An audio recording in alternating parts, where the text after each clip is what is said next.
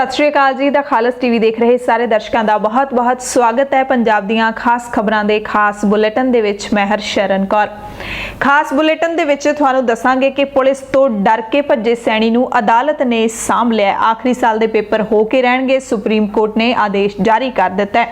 हरियाणा दे विच ते चंडीगढ़ दे विच weekend lockdown हटा दिता गया, पर हरियाणा दे विच सोमवार मंगलवार दा लॉकडाउन ला दिता गया। सुमेध सैनी मामले दे विच मुख गवाह पिंकी ने कहा है कि 3rd डिग्री टॉर्चर होया सी। बलवंत सिंह मुल्तानी दा तड़फ तड़फ के उसकी मौत हुई सी।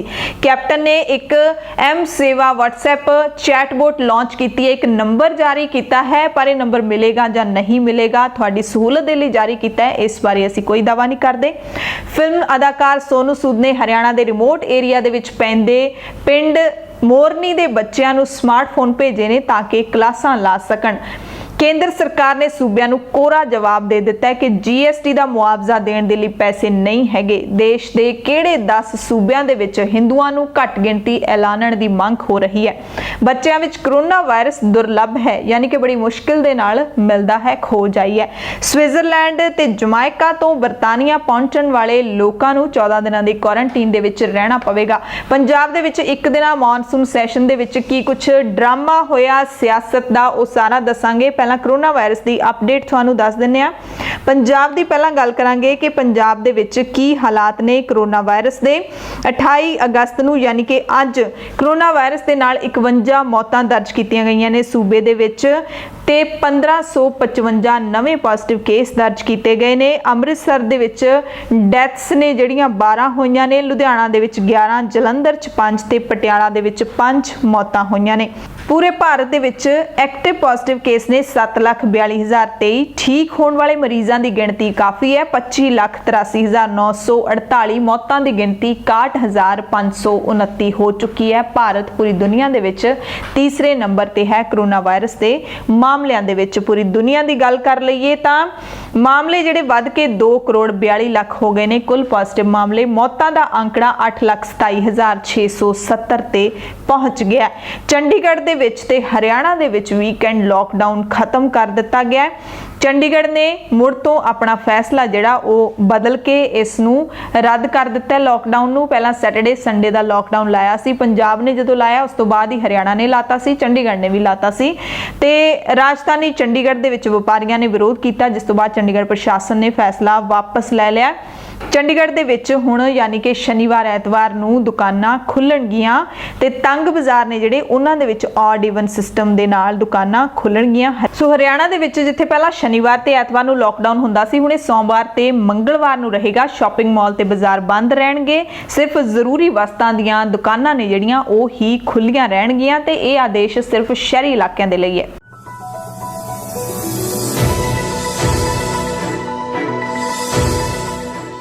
पंजाब दीयां अहम खबरां दे विच सब तो पहला गल करांगे श्री गुरु ग्रंथ साहिब जी दे पावन 267 सरੂਪਾਂ दे गायब होने के मामले का, जिहड़े कि हुण 328 हो गए ने।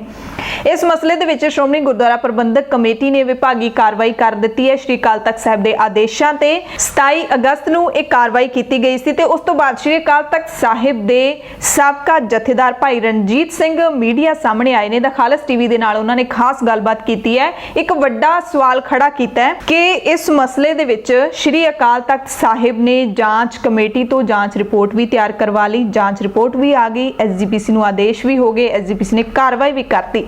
पर वड्डा सवाल तो उत्थे दा उत्थे खड़ा है, ज्यों दा त्यों खड़ा होया है कि जेड़े 328 ਸਰੂਪ गायब होए ने वो कित्थे ने, वो किहदे कोल ने, किसने गायब करवाए, असल दोषी दा तां पता ही नहीं लग्या। जथेदार रणजीत सिंह ने मांग की है कि असल दोषी है उस नूं सामने लिआंदा जावे, संगत दे सामने लिआंदा जावे, उस दे खिलाफ FIR है जिहड़ी ਉਹ दर्ज करवाई जावे। ਅਤੇ ਜਿਹੜੇ ਵੱਡੇ ਅਧਿਕਾਰੀ ਨੇ, ਆਲਾ ਅਧਿਕਾਰੀ ਨੇ ਵੀ ਉਹਨਾਂ ਨੇ ਮੰਗ ਕੀਤੀ, ਜਿਹੜੇ ਸ਼੍ਰੋਮਣੀ ਗੁਰਦੁਆਰਾ ਪ੍ਰਬੰਧਕ ਕਮੇਟੀ ਦੇ ਮੁੱਖ ਸਕੱਤਰ ਹੁਣ ਸਾਬਕਾ ਹੋ ਗਏ ਨੇ, ਉਹਨਾਂ ਦਾ ਅਸਤੀਫਾ ਪ੍ਰਵਾਨ ਕਰਨ ਦੀ ਗੱਲ ਕੀਤੀ ਐਸਜੀਪੀਸੀ ਨੇ।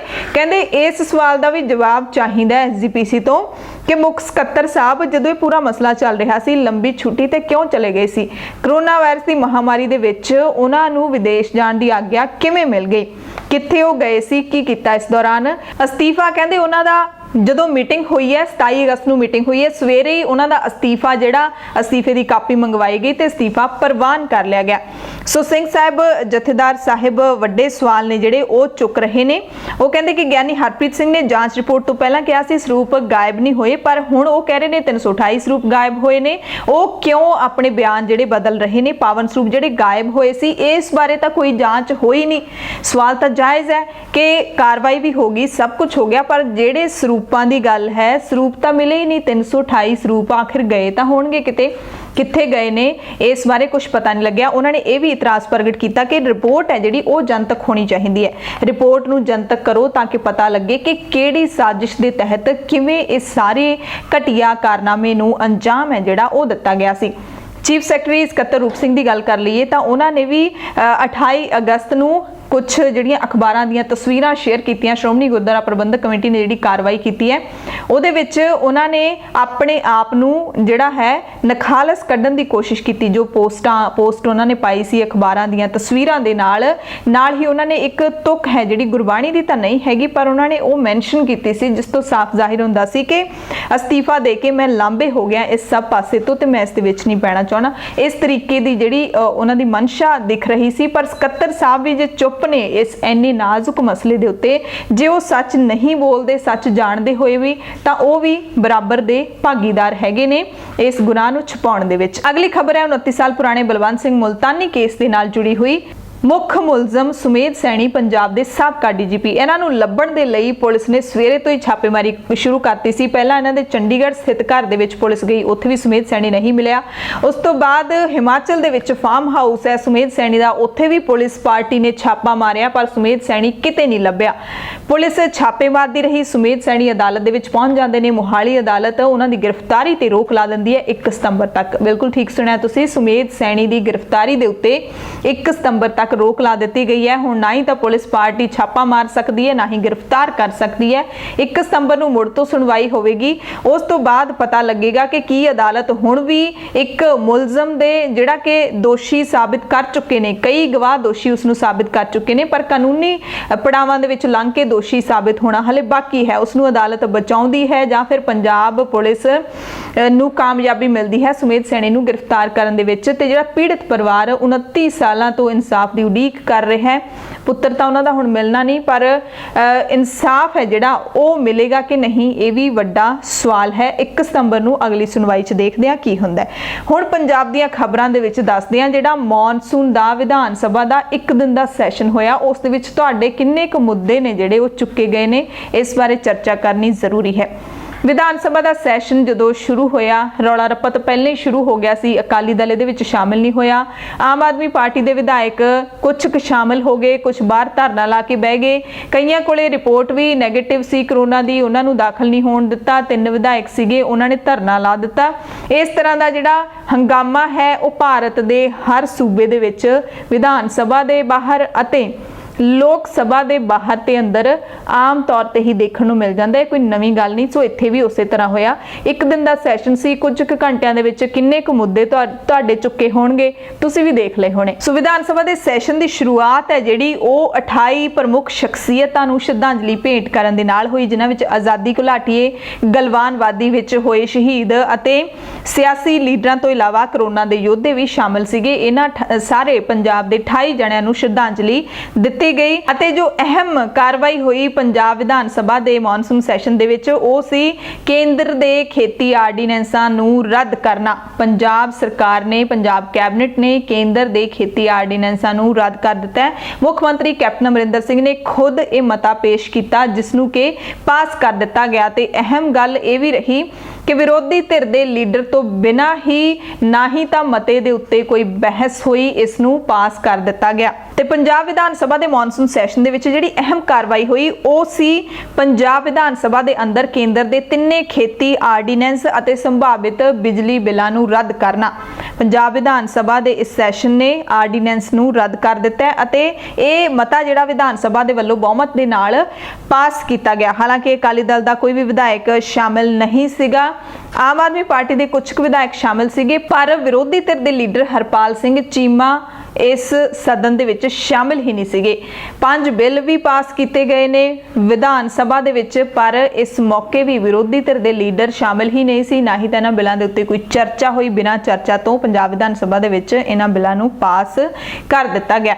सो ਜਿਹੜੇ खेती आर्डीनेंस ने उस ते मुख मंत्री ने ਜਦੋਂ मता पेश किया, खुद ਇਹਨਾਂ ने मता पेश किया, कहा कि ਇਹਨਾਂ ਤਿੰਨੋਂ ਆਰਡੀਨੈਂਸਾਂ ਦੇ ਕਾਰਨ ਚਿੰਤਾਵਾਂ ਅਤੇ ਪਰੇਸ਼ਾਨੀਆਂ ਪ੍ਰਤੀ ਗੰਭੀਰਤਾ ਨਾਲ ਅਸੀਂ ਚਿੰਤਤ ਹੈਗੇ ਆ।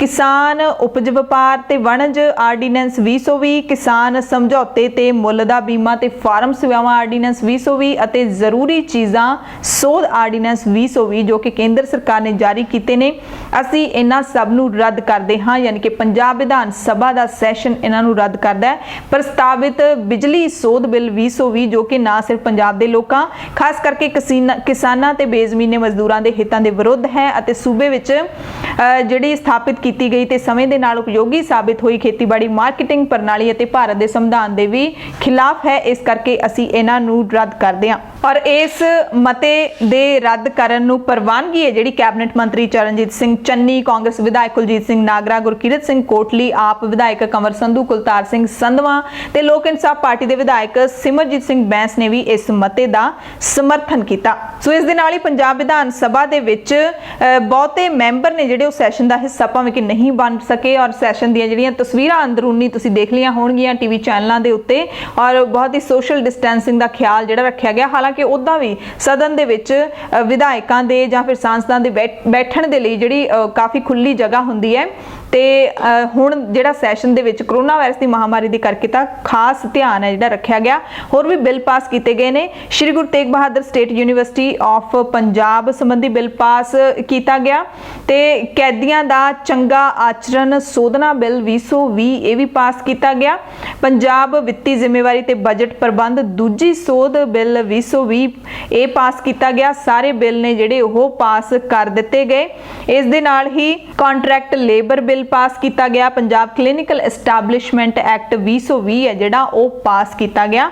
ਤੇ ਜਿਹੜਾ ਕੈਦੀਆਂ ਦੇ ਨਾਲ ਸੰਬੰਧਿਤ ਬਿੱਲ ਹੈ ਉਹਦਾ ਮਤਲਬ ਹੈ ਕੈਦੀਆਂ ਦੀ ਪੈਰੋਲ ਵਧਾਉਣ ਦਾ ਜਿਹੜਾ ਬਿੱਲ ਹੈ ਉਹ ਪੰਜਾਬ ਵਿਧਾਨ ਸਭਾ ਦੇ ਵਿੱਚ ਪਾਸ ਕੀਤਾ ਗਿਆ। ਸੋ ਇੱਕ ਰੋਜ਼ਾ ਸੈਸ਼ਨ ਦੇ ਵਿੱਚ ਰੌਲਾ ਰੱਪਾ ਜ਼ਿਆਦਾ ਰਿਹਾ ਤੇ ਫਿਰ ਦੁਪਹਿਰ ਤੱਕ ਇਸ ਸੈਸ਼ਨ ਨੂੰ ਅਣਮਿੱਥੇ ਸਮੇਂ ਲਈ ਮੁਲਤਵੀ ਵੀ ਕਰ ਦਿੱਤਾ ਗਿਆ ਸੀ। ਹਾਲਾਂਕਿ ਪਹਿਲਾਂ ਇਹ ਜਾਣਕਾਰੀ ਮਿਲੀ ਸੀ ਕਿ 2 ਦਿਨ ਦੇ ਵਿੱਚ 2 ਵਾਰੀ ਸੈਸ਼ਨ ਬੈਠੇਗਾ। ਦੁਪਹਿਰੇ ਬ੍ਰੇਕ ਹੋਏਗੀ, ਸਵੇਰ ਦੇ ਕੁਝ ਘੰਟੇ ਹੋਣਗੇ, ਸ਼ਾਮ ਦੇ ਕੁਝ ਘੰਟੇ ਹੋਣਗੇ, ਪਰ ਦੁਪਹਿਰ ਤੱਕ ਹੀ ਅਣਮਿੱਥੇ ਸਮੇਂ ਦੇ ਲਈ ਜਿਹੜਾ ਕਰ ਦਿੱਤਾ ਗਿਆ, ਮੁਲਤਵੀ ਕਰ ਦਿੱਤਾ ਗਿਆ। ਭਗਵੰਤ ਮਾਨ ਪੰਜਾਬ ਦੇ ਵਿੱਚ ਆਮ ਆਦਮੀ ਪਾਰਟੀ ਦੇ ਪ੍ਰਧਾਨ ਨੇ, ਉਹਨਾਂ ਨੇ ਇਲਜ਼ਾਮ ਲਾਇਆ ਹੈ ਕਿ ਵਿਰੋਧੀ ਧਿਰ ਦੇ ਲੀਡਰ ਹਰਪਾਲ ਸਿੰਘ ਚੀਮਾ ਨੂੰ ਹੀ ਐਂਟਰੀ ਨਹੀਂ ਮਿਲੀ ਹੈਗੀ। ਇਸ ਕਰਕੇ ਸਰਕਾਰ ਨੂੰ ਪਹਿਲਾਂ ਤੋਂ ਕੋਈ ਪਲਾਨ ਹੈ ਜਿਹੜਾ ਉਹ ਕਰਨਾ ਚਾਹੀਦਾ ਸੀ। ਸਰਕਾਰ ਨੂੰ ਪਹਿਲਾਂ ਸੋਚ ਕੇ ਰੱਖਣਾ ਚਾਹੀਦਾ ਸੀ ਕਿ ਜੇ ਕੋਈ ਵਿਧਾਇਕ ਕਰੋਨਾ ਪੀੜਤ ਜਾਂ ਫਿਰ ਕਿਸੇ ਹੋਰ ਦੇ ਸੰਪਰਕ ਦੇ ਵਿੱਚ ਆਉਂਦਾ ਹੈ ਤਾਂ ਉਸ ਦਾ ਕੁਆਰੰਟਾਈਨ ਸਮੇਂ ਵਿਧਾਨ ਸਭਾ ਦਾ ਸੈਸ਼ਨ ਸ਼ੁਰੂ ਹੋਣ ਤੋਂ ਪਹਿਲਾਂ ਹੀ ਖਤਮ ਹੋ ਜਾਵੇ। ਪਰ ਪੰਜਾਬ ਸਰਕਾਰ ਨੇ ਵਿਰੋਧੀ ਧਿਰ ਦੇ ਸਵਾਲਾਂ ਅਤੇ ਪੰਜਾਬ ਦੇ ਮੁੱਦਿਆਂ ਤੇ ਜਵਾਬ ਨਾ ਦੇਣ ਦੇ ਕਰਕੇ ਐਸਾ ਕੀਤਾ ਕਿ ਸਾਡੇ ਕਰੋਨਾ ਨੈਗੇਟਿਵ ਵਿਧਾਇਕਾਂ ਨੂੰ ਵੀ ਵਿਧਾਨ ਸਭਾ ਸੈਸ਼ਨ ਦੇ ਵਿੱਚ ਸ਼ਾਮਲ ਨਹੀਂ ਹੋਣ ਦਿੱਤਾ ਗਿਆ। ਦਰਅਸਲ ਪਤਾ ਲੱਗਿਆ ਸੀ ਕਿ ਹਰਪਾਲ ਸਿੰਘ ਚੀਮਾ ਦੇ ਜਿਹੜੇ ਡਰਾਈਵਰ ਹੈਗੇ ਨੇ ਉਹ ਕੁਆਰੰਟਾਈਨ ਨੇ ਕਰੋਨਾ ਦੀ ਸ਼ਿਕਾਇਤ ਦੇ ਕਰਕੇ, ਇਸ ਕਰਕੇ ਹਰਪਾਲ ਸਿੰਘ ਚੀਮਾ ਨੂੰ ਵੀ ਸ਼ਾਮਲ ਨਹੀਂ ਹੋਣ ਦਿੱਤਾ ਹੈਗਾ। ਸੋ ਮੌਨਸੂਨ ਦੇ ਸੈਸ਼ਨ ਦੇ ਵਿੱਚੋਂ ਸ਼੍ਰੋਮਣੀ ਅਕਾਲੀ ਦਲ ਨੂੰ ਬਾਹਰ ਰੱਖਿਆ ਗਿਆ। ਜਿਵੇਂ ਕਿ ਅਸੀਂ ਤੁਹਾਨੂੰ ਦੱਸਿਆ ਪਹਿਲਾਂ ਹੀ ਕਿ ਅਕਾਲੀ ਦਲ ਦੇ ਲੀਡਰਾਂ ਨੂੰ ਘਰਾਂ ਦੇ ਵਿੱਚ ਨਜ਼ਰਬੰਦ ਕਰ ਦਿੱਤਾ ਗਿਆ ਸੀ। ਬਿਕਰਮ ਸਿੰਘ ਮਜੀਠੀਆ ਨੇ ਇਸ ਨੂੰ ਲੈ ਕੇ, ਇਸ ਕਾਰਵਾਈ ਨੂੰ ਲੈ ਕੇ ਕੈਪਟਨ ਤੇ ਵੀ ਤੰਜ ਕੱਸਿਆ ਹੈਗਾ ਕਿ ਵਿਧਾਨ ਸਭਾ ਦੇ ਸਪੀਕਰ ਨੇ ਅਕਾਲੀ ਦਲ ਦੇ ਵਿਧਾਇਕਾਂ ਨੂੰ ਸੈਸ਼ਨ ਦੇ ਵਿੱਚ ਹਾਜ਼ਰ ਨਾ ਹੋਣ ਦੀ ਕੋਈ ਲਿਖਤੀ ਸੂਚਨਾ ਨਹੀਂ ਦਿੱਤੀ ਸੀ। ਸਪੀਕਰ KP ਰਾਣਾ ਤੇ ਹੀ ਸਵਾਲ ਚੁੱਕੇ ਨੇ ਮਜੀਠੀਆ ਨੇ ਕਿ ਸਪੀਕਰ ਸਾਹਿਬ ਵੀ ਸੈਸ਼ਨ ਦੇ ਵਿੱਚ ਹਾਜ਼ਰ ਨਾ ਹੁੰਦੇ ਕਿਉਂਕਿ ਉਹ ਵੀ ਕਰੋਨਾ ਪੋਜ਼ਿਟਿਵ ਵਿਧਾਇਕਾਂ ਦੇ ਸੰਪਰਕ ਦੇ ਵਿੱਚ ਆਏ ਸੀ। ਮਜੀਠੀਆ ਨੇ ਕਿਹਾ ਕਿ ਕੈਪਟਨ ਕਿਸੇ ਦੇ ਸੰਪਰਕ 'ਚ ਨਹੀਂ ਆ ਰਹੇ, ਉਹ ਇਕੱਲੇ ਹੀ ਸੈਸ਼ਨ ਦੇ ਵਿੱਚ ਹਾਜ਼ਰ ਹੋ ਜਾਂਦੇ ਤਾਂ ਚੰਗਾ ਸੀ। ਸੋ ਮਜੀਠੀਆ ਨੇ ਆਉਣ ਵਾਲੇ ਦਿਨਾਂ ਦੇ ਵਿੱਚ 15 ਦਿਨਾਂ ਦਾ ਸੈਸ਼ਨ ਬੁਲਾਉਣ ਦੀ ਮੰਗ ਵੀ ਕੀਤੀ ਹੈ। ਪਿਛਲੇ ਦਿਨਾਂ ਦੇ ਵਿੱਚ ਵੀ ਆਮ ਆਦਮੀ ਪਾਰਟੀ ਦੇ ਸ਼੍ਰੋਮਣੀ ਅਕਾਲੀ ਦਲ ਇਸ ਸੈਸ਼ਨ ਨੂੰ ਮੁਲਤਵੀ ਕਰਨ ਦੀ ਅਪੀਲ ਕਰ ਰਹੇ ਸੀ ਕਿਉਂਕਿ ਜ਼ਿਆਦਾਤਰ ਹੁਣ ਤੱਕ ਜਿਹੜੇ 30 ਵਿਧਾਇਕ ਤੇ ਮੰਤਰੀ ਨੇ ਉਹ ਕਰੋਨਾ ਪੋਜ਼ਿਟਿਵ ਆ ਚੁੱਕੇ ਨੇ। ਗਿਣਤੀ ਵੀ ਘੱਟ ਹੈ। ਉਹ ਕਹਿੰਦੇ ਸੀ ਇੱਕ ਦਿਨ ਦੇ ਵਿੱਚ ਹੋਵੇਗਾ ਵੀ ਕੀ, ਲੰਬਾ ਸੈਸ਼ਨ ਸੱਦੋ, ਥੋੜਾ ਲੇਟ ਸੱਦ ਲਓ। ਸੋ ਵੱਡੀ ਲਾਪਰਵਾਹੀ ਕਹਿੰਦੇ ਸਾਹਮਣੇ ਆਈ ਹੈ। ਕਰੋਨਾ ਪॉजिटिव ਸਰਕਾਰੀ ਮੁਲਾਜ਼ਮ ਹੈ ਜਿਹੜੇ ਉਹ ਵੀ ਵਿਧਾਨ ਸਭਾ ਸੈਸ਼ਨ ਦੇ ਵਿੱਚ ਡਿਊਟੀ ਕਰ ਰਹੇ ਸੀ। ਇੱਕ ਮੁਲਾਜ਼ਮ ਹੈ ਜਿਹੜਾ ਕਰੋਨਾ ਪॉजिटिव ਸੀ ਉਹ ਵਿਧਾਨ ਸਭਾ ਦੇ ਵਿੱਚ ਡਿਊਟੀ ਕਰ ਰਿਹਾ ਸੀ। ਸਿਵਲ ਹਸਪਤਾਲ ਦੇ ਵਿੱਚ ਸਿਹਤ ਵਿਭਾਗ ਟੀਮ ਨੇ ਸਰਕਾਰੀ ਮੁਲਾਜ਼ਮ ਦਾ 24 ਅਗਸਤ ਨੂੰ ਸਵੇਰੇ 11:30 ਵਜੇ ਨਮੂਨਾ ਲੈ ਕੇ ਫਰੀਦਕੋਟ ਭੇਜਿਆ ਸੀ, ਜਿਸ ਦੀ ਰਿਪੋਰਟ ਅੱਜ ਪॉजिटिव ਆਈ ਹੈ। ਉਸ ਨੂੰ ਪਤਾ ਨਹੀਂ ਸੀ, ਜਦੋਂ ਉੱਥੇ ਸ਼ਾਮਿਲ ਹੋ ਗਿਆ ਵਿਧਾਨ ਸਭਾ ਦੇ ਅੰਦਰ ਪਹੁੰਚਿਆ ਉਸ ਤੋਂ ਬਾਅਦ ਜਿਹੜਾ ਰਿਪੋਰਟ ਆਈ ਹੈ ਪਰ ਉਹ ਪॉजिटिव ਆਈ ਸੀ। ਤੇ ਇਹ ਵੀ ਜਾਣਕਾਰੀ ਮਿਲੀ ਹੈ ਕਿ ਵਿਧਾਨ ਸਭਾ ਸੈਸ਼ਨ ਤੋਂ ਬਾਅਦ 2 ਵਿਧਾਇਕ ਜਿਹੜੇ ਸ਼ਾਮਿਲ ਹੋਏ ਸੀ, ਅੰਦਰ ਬੈਠੇ ਸੀ 2 ਵਿਧਾਇਕ ਨਿਰਮਲ ਸਿੰਘ ਸ਼ੁਤਰਾਣਾ ਤੇ ਕੁਲਬੀਰ ਸਿੰਘ ਜ਼ੀਰਾ, ਇਹ ਪॉजिटिव ਪਾਏ ਗਏ ਨੇ। ਪਹਿਲਾਂ ਇਹ ਨੈਗੇਟਿਵ ਸੀਗੇ ਤੇ ਜਦੋਂ ਇਹਨਾਂ ਨੇ ਸੈਸ਼ਨ ਤੋਂ ਬਾਅਦ ਆਪਣਾ ਟੈਸਟ ਕਰਵਾਇਆ ਤੇ ਫਿਰ ਪॉजिटिव ਆ ਗਏ ਤੇ ਸੰਪਰਕ ਦੇ ਵਿੱਚ ਆਏ ਸਾਰੇ ਵਿਧਾਇਕਾਂ ਨੂੰ ਕੁਆਰੰਟਾਈਨ ਹੋਣ ਦੇ ਹੁਕਮ ਜਾਰੀ ਕਰ ਦਿੱਤੇ ਗਏ ਨੇ ਪੰਜਾਬ ਸਰਕਾਰ ਦੇ ਵੱਲੋਂ ਸੁਰੱਖਿਆ ਦੇ ਮੱਦੇਨਜ਼ਰ। ਸੋ ਇਹ ਪॉजिटिव ਤੇ ਨੈਗੇਟਿਵ ਦਾ ਜਿਹੜਾ ਇਹ ਚੱਕਰਵਿਊਹ ਹੈ ਇਸ ਦੇ ਵਿੱਚੋਂ ਸ਼ਾਇਦ ਨਹੀਂ ਲੋਕ ਨਿਕਲ ਪਾ ਰਹੇ। 2 ਦਿਨ ਪਹਿਲਾਂ ਨੈਗੇਟਿਵ ਹੈ, ਉਸ ਤੋਂ ਬਾਅਦ ਪॉजिटिव ਆ ਜਾਂਦੀ ਹੈ ਰਿਪੋਰਟ, ਜਾਂ ਫਿਰ ਕੁਝ ਸਮਾਂ ਪਹਿਲਾਂ ਨੈਗੇਟਿਵ ਸੀ ਫਿਰ ਪॉजिटिव ਆ ਜਾਂਦੀ ਹੈ। ਸੋ ਇਸ ਚੱਕਰਵਿਊਹ ਨੂੰ ਸ਼ਾਇਦ ਆਪਾਂ ਸਮਝ ਨਹੀਂ ਸਕਾਂਗੇ। ਕਰੋਨਾ ਵਾਇਰਸ ਦੀ ਮਹਾਮਾਰੀ ਨੇ ਜਿਹੜੀ ਪੂਰੀ ਦੁਨੀਆ ਦੇ ਵਿੱਚ ਫੈਲਾਈ ਹੋਈ ਹੈ, ਖਾਸ ਕਰਕੇ ਇਸ ਮੁਲਕ ਦੇ ਵਿੱਚ ਤਾਂ ਹੈ ਟੈਸਟ ਕਿੱਟਾਂ ਦੇ ਵਿੱਚ ਗੜਬੜੀ ਹੈ ਜਾਂ ਕਿੱਥੇ ਗੜਬੜੀ ਹੈ ਕੁਝ ਨਹੀਂ ਪਤਾ ਲੱਗਦਾ। ਸੋ ਇੱਕ ਖਬਰ ਨਾਭੇ ਤੋਂ ਵੀ ਦੱਸਾਂਗੇ, ਜਿੱਥੇ ਕੈਬਨਿਟ ਮੰਤਰੀ ਸਾਧੂ ਸਿੰਘ ਧਰਮਸੋਤ ਦੇ ਘਰ ਦੇ ਨੇੜੇ ਪੱਕੇ ਧਰਨੇ ਤੇ ਬੈਠੇ ਆਮ ਆਦਮੀ ਪਾਰਟੀ ਦੇ ਲੀਡਰਾਂ ਦੇ ਖਿਲਾਫ ਕੇਸ ਦਰਜ ਕਰਕੇ ਉਹਨਾਂ ਨੂੰ ਪੁਲਿਸ ਨੇ ਗ੍ਰਿਫਤਾਰ ਕਰ ਲਿਆ। ਤੇ ਇਹ ਜਿਹੜੇ ਲੀਡਰ ਹੈਗੇ ਨੇ SCBC ਵਿਦਿਆਰਥੀਆਂ ਦੇ ਲਈ ਪੋਸਟ ਮੈਟ੍ਰਿਕ ਵਜ਼ੀਫੇ ਦੀ ਵੰਡ ਦੇ ਵਿੱਚ ਕਥਿਤ ਘਪਲੇ ਦੇ ਸੰਬੰਧੀ ਪੱਕੇ ਧਰਨੇ ਦੇ ਉੱਤੇ ਬੈਠੇ ਸੀ। ਮੰਤਰੀ ਧਰਮਸੋਤ ਤੇ ਭ੍ਰਿਸ਼ਟਾਚਾਰ ਦੇ ਇਲਜ਼ਾਮ ਇਹਨਾਂ ਨੇ ਲਾਏ ਨੇ। ਵੀਰਵਾਰ ਤੋਂ ਦਿਨ ਰਾਤ ਦੇ ਧਰਨੇ ਤੇ ਇਹ ਬੈਠ ਗਏ ਸੀ। ਮੰਤਰੀ ਨੂੰ ਬਰਖਾਸਤ ਕਰਨ ਦੀ ਮੰਗ ਕਰ ਰਹੇ ਸੀ, ਪਰ ਮੰਤਰੀ ਨੂੰ ਤਾਂ ਬਰਖਾਸਤ ਕੀ ਕਰਨਾ, ਪੰਜਾਬ ਪੁਲਿਸ ਇਹਨਾਂ ਨੂੰ ਹੀ ਚੁੱਕ ਕੇ ਲੈ ਗਈ ਹੈ। ਕਰੋਨਾ ਵਾਇਰਸ ਦੀਆਂ ਕੁਝ ਹੋਰ ਖਬਰਾਂ ਦੱਸ ਦਈਏ। ਪੰਜਾਬ ਦੇ ਮੁੱਖ ਮੰਤਰੀ ਕੈਪਟਨ ਅਮਰਿੰਦਰ ਸਿੰਘ ਨੇ ਇੱਕ ਵੱਖਰੀ ਅਨੋਖੀ ਜਿਹੜੀ ਐਂਬੂਲੈਂਸ ਹੈ ਉਸ ਨੂੰ ਹਰੀ ਝੰਡੀ ਦਿੱਤੀ ਹੈ। ਕਰੋਨਾ ਟੈਸਟਿੰਗ ਦੇ ਲਈ ਅਤ ਆਧੁਨਿਕ ਸਹੂਲਤਾਂ ਦੇ ਨਾਲ ਲੈਸ ਕਰੋਨਾ ਟੈਸਟਿੰਗ ਮੋਬਾਈਲ ਕਲੀਨਿਕ ਤੇ ਐਂਬੂਲੈਂਸ ਨੂੰ ਹਰੀ ਝੰਡੀ ਦਿੱਤੀ ਹੈ। ਇਹ ਐਂਬੂਲੈਂਸ ਸਨ ਫਾਊਂਡੇਸ਼ਨ ਦੇ ਚੇਅਰਮੈਨ ਤੇ ਵਿਸ਼ਵ ਪੰਜਾਬੀ ਸੰਸਥਾ ਦੇ ਕੌਮਾਂਤਰੀ ਪ੍ਰਧਾਨ ਵਿਕਰਮਜੀਤ ਸਿੰਘ ਸਾਨੀ ਵੱਲੋਂ ਦਾਨ ਕੀਤੀ ਗਈ ਹੈ। ਦਿੱਲੀ ਦੇ ਰਹਿਣ ਵਾਲੇ ਨੇ।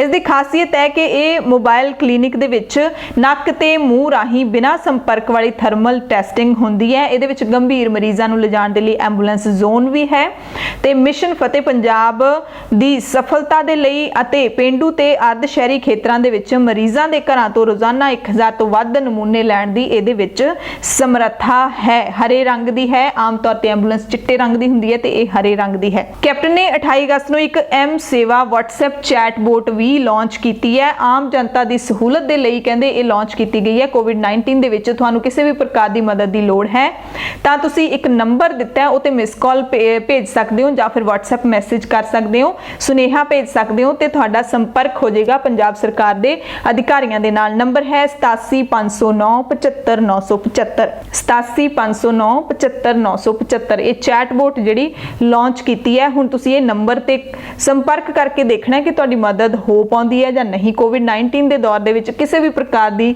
ਮਦਦ ਹੈ ਉਹਦੇ ਲਈ ਇਹ ਲਾਂਚ ਕੀਤੀ ਹੈ M ਸੇਵਾ WhatsApp ਚੈਟਬੋਟ। ਮੁੱਖ ਮੰਤਰੀ ਕੈਪਟਨ ਅਮਰਿੰਦਰ ਸਿੰਘ ਨੇ ਸੂਬੇ ਦੇ ਲੋਕਾਂ ਨੂੰ ਮੁੜ ਤੋਂ ਅਪੀਲ ਕੀਤੀ ਹੈ ਕਿ ਤੁਸੀਂ ਸੋਸ਼ਲ ਡਿਸਟੈਂਸਿੰਗ ਦੀ ਪਾਲਣਾ ਕਰੋ, ਮਾਸਕ ਪਾ ਕੇ ਰੱਖਿਆ ਕਰੋ, ਰੈਲੀਆਂ ਨਾ ਕਰੋ, ਪ੍ਰਦਰਸ਼ਨ ਨਾ ਕਰੋ, ਬਚ ਕੇ ਰਹੋ, ਦਿਸ਼ਾ ਨਿਰਦੇਸ਼ਾਂ ਦੀ ਪਾਲਣਾ ਕਰਦੇ ਰਹੋ।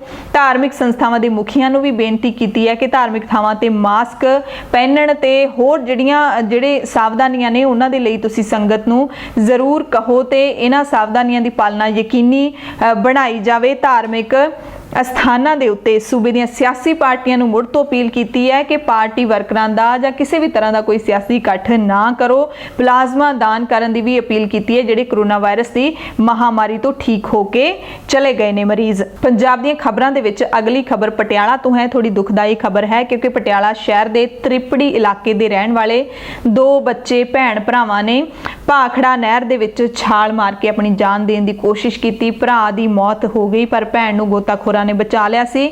ਮੁੱਢਲੀ ਜਾਂਚ ਦੇ ਵਿੱਚ ਪੁਲਿਸ ਨੂੰ ਪਤਾ ਲੱਗਿਆ ਕਿ ਦੋਵਾਂ ਬੱਚਿਆਂ ਦੇ ਮਾਪਿਆਂ ਦੀ ਮੌਤ ਹੋ ਚੁੱਕੀ ਹੈ। ਹੋ ਸਕਦਾ ਹੈ ਉਹਨਾਂ ਨੇ ਨਿਰਾਸ਼ਾ ਦੇ ਆਲਮ ਦੇ ਵਿੱਚ ਜਾਂ ਫਿਰ ਮਜਬੂਰ ਹੋ ਕੇ ਆਰਥਿਕ ਪੱਖੋਂ ਹੌਲੇ ਹੋਣ ਕਰਕੇ ਉਹਨਾਂ ਨੇ ਇਹ ਕਦਮ ਚੁੱਕਿਆ ਹੋਵੇ।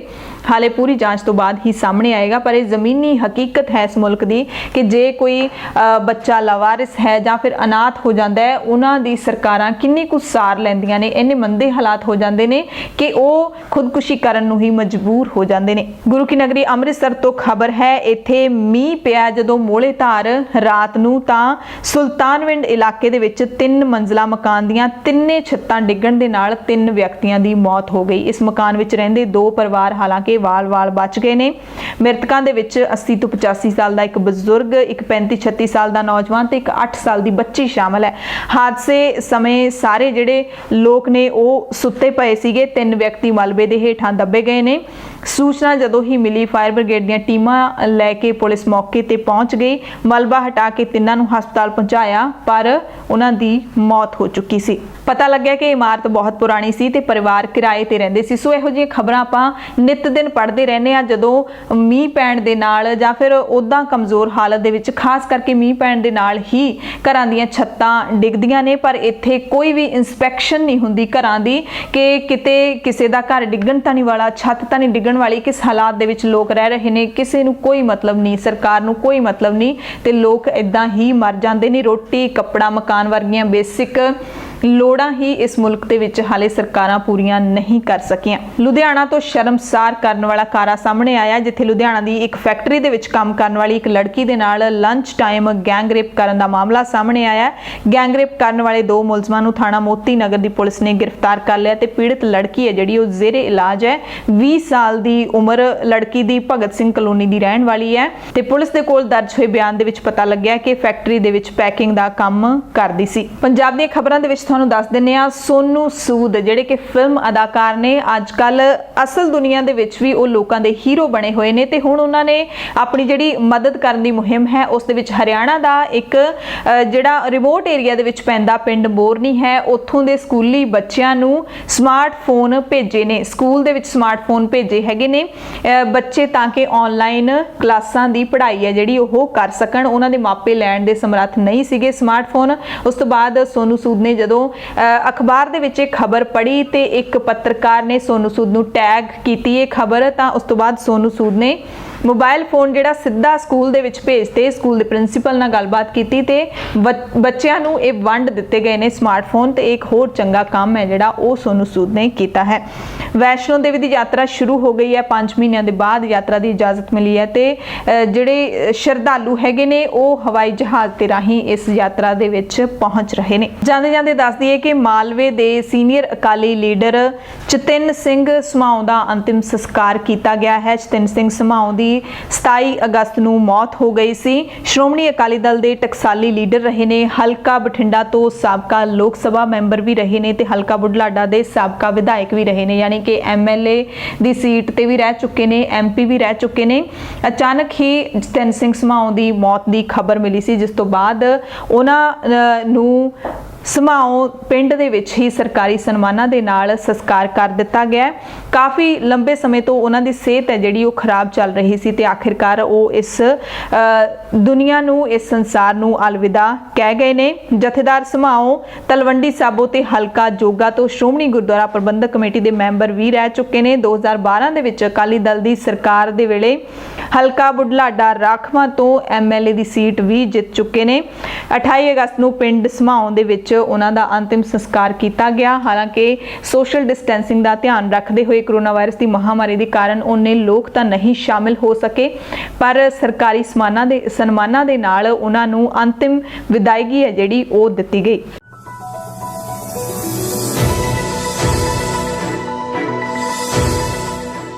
पूरे भारत ਦੀਆਂ खबरां दे विच सब तो पहला गल करांगे पूरे मुल्क दे विच कॉलेजां ते यूनीवर्सिटियां दे विद्यार्थियों के आखिरी समैसटर के पक्के पेपरां दी।